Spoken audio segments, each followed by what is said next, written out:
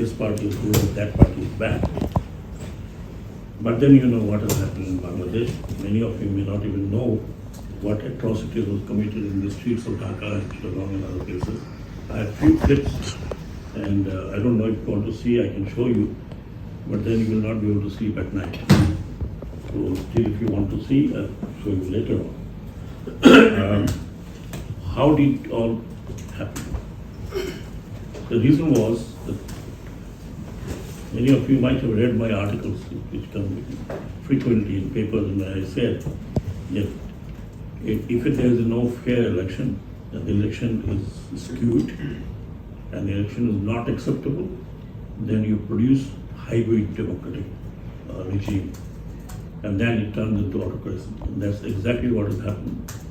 The previous government, what they did, they almost captured every structure of the state.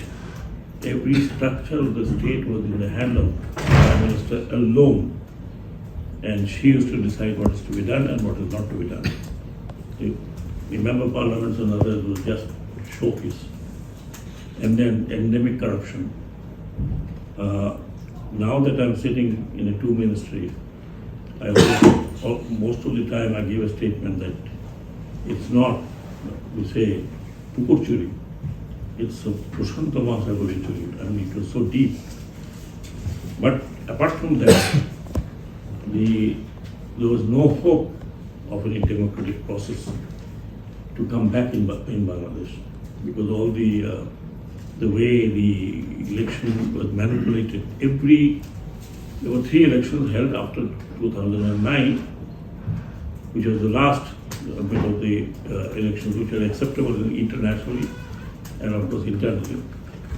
Then 3 elections, and you see 3 sets of interesting evidence of how the elections are being manipulated. There was no opposition. The opposition were in the jail. Jamaat Islami that the Lord talked about, they were banned, and that was probably the last nail in the coffin of the government. And from very small little thing, the demand of the students was very, very much logical, and that was denied with vehemently denied with absolutely total authoritarian behavior, and called, what's called the Radhakars, that took the bull by the horn. Over 2,000 students and young people have been killed mercilessly. If I show you, I don't know whether I can show you or not. On the other day, a student he died after 3 months because he was shot right here by a sniper, and there's a hole in his skull. I have that photograph, and I personally visited that house.